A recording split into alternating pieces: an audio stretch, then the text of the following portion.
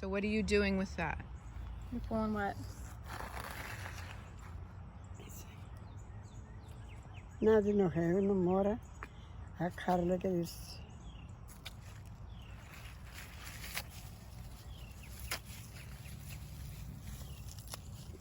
I wash, I cook. You cook them? Mm-hmm. How do you cook that? And then the water. Oh, you boil that? Oh yeah. Okay. Yeah, the boil, yeah. And No. Just the tender leaves, you know. just yeah. the very most tender yeah, leaves of that yeah. pumpkin plant. Mm-hmm.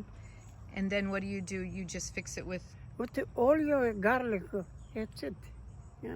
What do you call that in Italian? That's it. But is it Cimi? Is that what she, Cimi, she yeah. calls it? Yeah. Cimi. Yeah.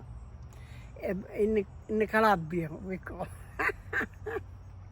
So they're all the real tall ones that you have? Yeah. Okay.